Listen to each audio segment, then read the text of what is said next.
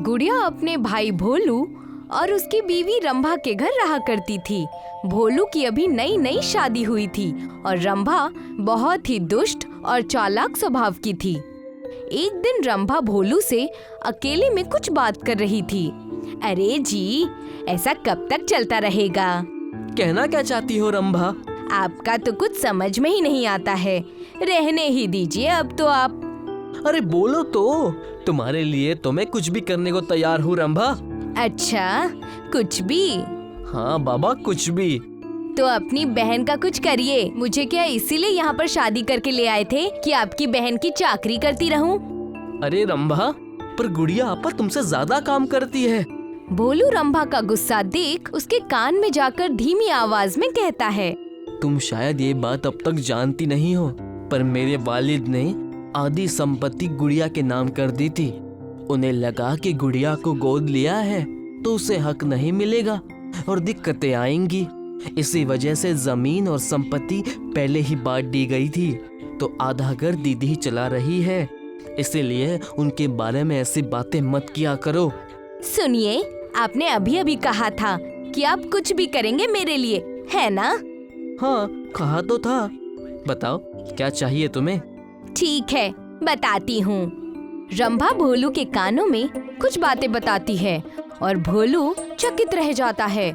रंभा एक मुस्कान देती है और भोलू सोच में पड़ जाता है। कुछ वक्त बाद भोलू और रंभा गुड़िया के कमरे में जाते हैं। गुड़िया सब्जी काट रही थी। रंभा मुस्कुराते हुए कहती है, लाइए दीदी, मैं काट दूं। अरे नहीं नहीं, कोई बात नहीं, मैं काट लूंगी। क्या बात है, आजकल बड़ी खुश नजर आती हो रंभा। वो दीदी, दरअसल मैं एक नए बिजनेस की सोच रहा था। रंभा के वालिद भी शहर में हैं। उन्होंने कहा है कि अगर मैं पूंजी जमा कर लूं तो वो मेरी मदद करेंगे। अच्छा, ये तो बहुत अच्छी बात है भोलू। तो परेशानी क्या है? बहन को छोड़कर नहीं जाना चाहता है क्या? हाँ दीदी, वो भी बात है और एक और बात है जो वो डर के मारे बोल नहीं पा रहे हैं। आप कहें तो मैं बोलूं? गुड़िया भोलू के परेशान चेहरे को देखती है और रंभा से पूछती है, आखिर दिक्कत क्या है? तुम ही बताओ रंभा। दिक्कत ये है कि इनके पास पूंजी पूरी इकट्ठा नहीं हो पा रही है। इन्होंने सोचा कि ये अपनी जमीन बेचकर पूरी कर लेंगे, मगर ऐसा नहीं हुआ। अच्छा, तो कितने पैसों की कमी हो रही है? अब तक बस आधे ही पैसे जमा हो पाए हैं। मेरे नाम पर भी पिताजी ने उतनी ही जमीन रखी है। उनकी बनाई हुई जमीन बेचना तो मैं नहीं चाहती, मगर अब भोलू के काम आएगी तो मुझे कोई परेशानी नहीं है। रंभा कामयाब होने पर मुस्कुराने लगती है और दोनों मियाँ बीवी गुड़िया के साइन लेकर कुछ ही दिनों में सारी जमीनें बेच देते हैं। एक हफ्ता बीत गया था और आज सब ट्रेन में बैठकर शहर के लिए निकल पड़ते हैं। शहर तो मैं आज तक नहीं गई, बस पिताजी कहते थे कि किसी दिन ले चलेंगे। हाँ दीदी, इसीलिए तो हम शहर चल रहे हैं। इस तरह से पिताजी की बात भी पूरी हो जाएगी। तुमने मुझे अपने साथ लाकर बहुत अच्छा किया भोलू। मुझे अकेले रहने का बिल्कुल मन नहीं था। अरे दीदी, आपकी वजह से ही तो हम शहर आने के पैसे जुटा पाए और इनके कारोबार के भी। इतना तो मैं कर ही सकती हूँ ना रंभा। बातचीत करते करते काफी वक्त बीत गया और सब एक स्टेशन पर पहुँचते हैं। भोलू रंभा और गुड़िया के साथ एक स्टेशन पर उतरता है। क्या हम शहर आ गए भोलू? हाँ दीदी, हम आ गए हैं। बेहद भूख लग रही है। क्यों रंभा? हाँ, भूख तो लगी है। वहाँ देखो, वो समोसे की दुकान लगती है। मैंने तो बहुत सुना है, मुझे वही खाना है। हाँ ठीक है, आप लाइन में लग जाइए और समोसा ले आइए। ठीक है, जैसा तुम कहो। भोलू और रंभा ट्रेन में जाकर बैठ जाते हैं और गुड़िया समोसा लेने के लिए खड़ी हो जाती है। रंभा, क्या ये सच में सही रहेगा? आप चुप ही रहिए, ऐसे ही छुटकारा मिलेगा। अब शांति से बैठिए, परेशान मत करिए।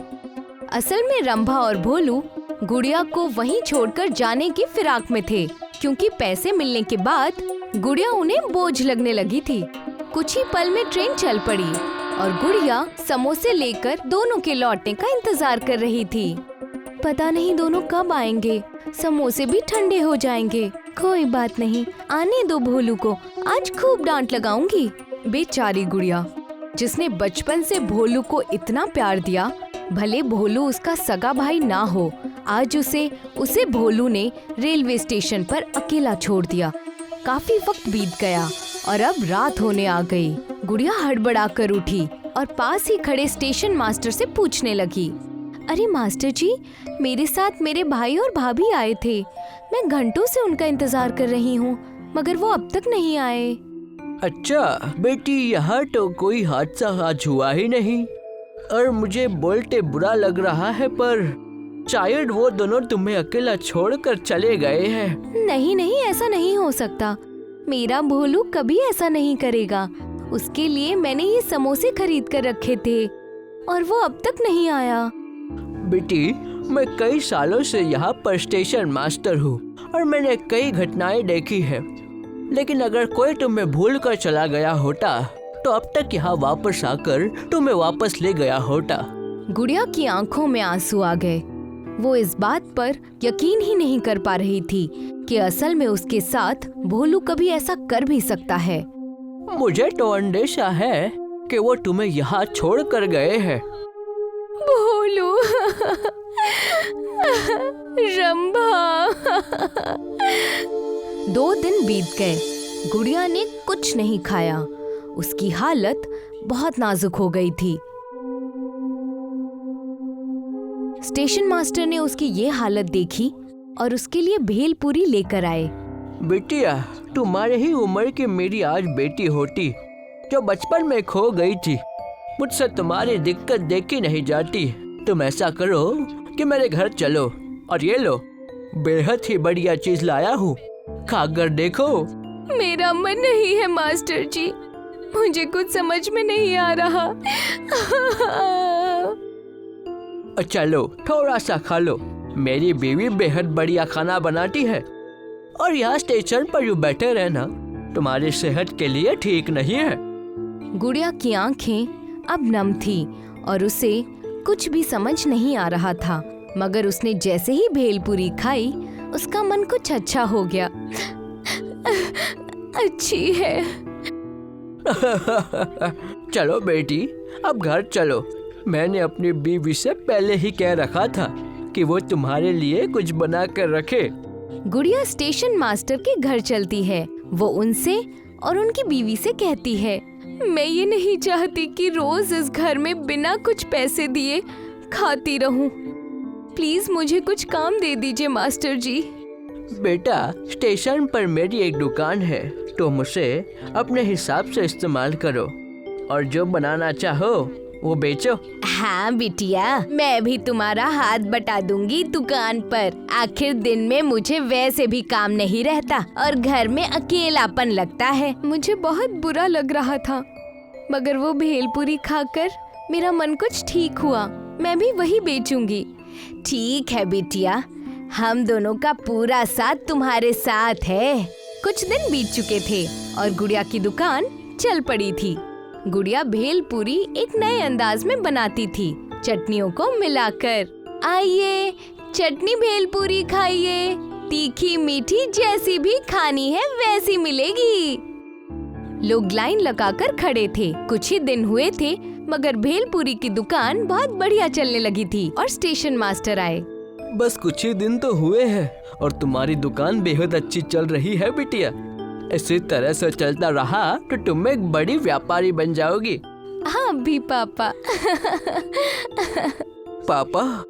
ये सुनकर स्टेशन मास्टर की आंखों में आंसू आ गए और उन्हें लगा कि गुड़िया ने उन्हें अपने मम्मी पापा के रूप में मान लिया है। तू अब हमारी ही बिटिया है गुड़िया, चाहे जो हो, हम तुम्हारा साथ हमेशा देंगे। आप दोनों ऐसे वक्त में माता पिता के रूप में मिले जब मुझे सहारे की सबसे ज्यादा जरूरत थी।